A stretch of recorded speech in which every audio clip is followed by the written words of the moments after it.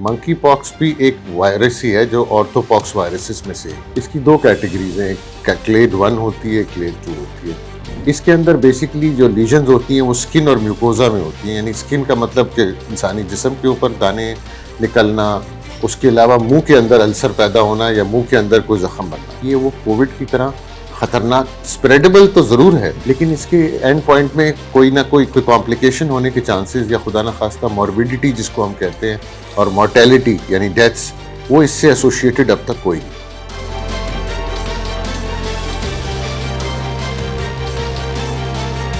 Monkey pox virus जो है ये एक दफ़ा 2022 के अंदर एक छोटी सी एपिडेमिक कॉज कर चुका है दुनिया भर में। उस वक्त भी WHO के अलर्ट्स आए थे और वो क्लेड 2 वायरस से थी। इसके अंदर बेसिकली जो लीजन्स होती हैं वो स्किन और म्यूकोजा में होती हैं, यानी स्किन का मतलब कि इंसानी जिस्म के ऊपर दाने निकलना, उसके अलावा मुंह के अंदर अल्सर पैदा होना या मुंह के अंदर कोई जख्म बनना। ये दोनों तो वो हैं जो स्किन की लीजन्स होती हैं। इसके अलावा जो फीवर के या इन्फेक्शन के, वायरल इन्फेक्शन के तमाम तर सिम्टम्स होते हैं, हेडेक है, नौजिया है, बुखार है, जिस्म में दर्द होना है, कमज़ोरी है, कभी कभी नौजिया, वॉमिटिंग, ये भी इसमें होता है। अच्छी बात यह कि ये जो तमाम प्रॉब्लम्स होती हैं इनको मैनेज करने के लिए हमें बेसिक सपोर्टिव मेजर, यानी फीवर है तो उसकी दवाई दे दी जाए, कोई नौजिया वॉमिटिंग है तो उनको रोकने की दवा दे दी जाए, अगर कोई जो उसके साथ साथ अगर किसी को एडमिशन की ज़रूरत है बहुत तो उसको IV ट्रीटमेंट दे सकते हैं। तो बेसिकली सपोर्टिव ट्रीटमेंट है, मगर याद रखें कि ये क्योंकि हाईली इन्फेक्टिव है और एक आदमी से दूसरे आदमी को, तो इन पेशेंट्स को आइसोलेशन में रखना पड़ता है। बट वैक्सीनेशन होती है, ये अफ्रीकन मुल्कों की बीमारी है ज़्यादातर, और ये वहीं से monkey pox as the name suggest कि ये मंकीज़ में ज़्यादा कॉमन है। जैसे आपने एक बीमारी चेचक का नाम सुना होगा, स्मॉल पॉक्स अब तो इरेडिकेट हो गई दुनिया में, लेकिन जब उसके दाने ख़त्म होते थे तो वो निशान छोड़ जाते थे। यही मामला इसके साथ भी है कि इसकी सब लोगों में नहीं, लेकिन कुछ लोगों में वो फिर स्कारिंग जिसको कहते हैं वो हो जाती है, तो वो फिर बुरा लगता है। सो ये उसकी एक वाहिद जिसको कहूँगा कि कॉम्प्लिकेशन, जो कि रेलिवेंट कॉम्प्लिकेशन। एहतियाती तदाबीर में वो दो तरह की, एक जिस पेशेंट को डायग्नोज हो गया वो तो हॉस्पिटल में एडमिट हो गई, क्योंकि हम ये नहीं चाहते कि वो 10 को और फैलाए।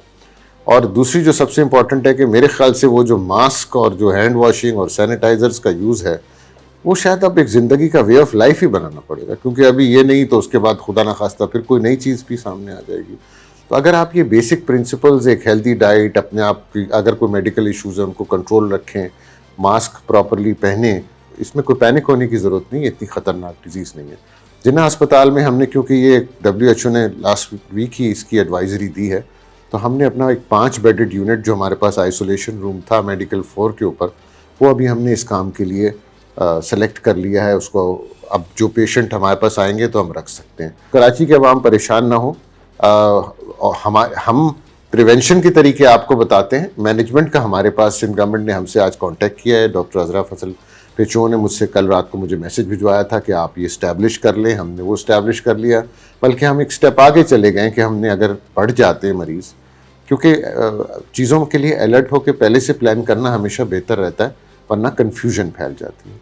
जैसे सिंध गवर्नमेंट ने कोविड को बहुत अच्छा मैनेज किया कि उसको जो हमारा एग्जीबिशन सेंटर था उसको भी कन्वर्ट कर दिया आपने इन्फेक्शस डिजीज़। तो अब हमारे पास इन्फेक्शस डिजीज़ का हॉस्पिटल भी है, हर हॉस्पिटल में एक छोटा सा यूनिट भी है, तो पब्लिक परेशान ना हो, वो अपना और इस सोशल मीडिया से पैनिक फैलाने से प्रिवेंट करें।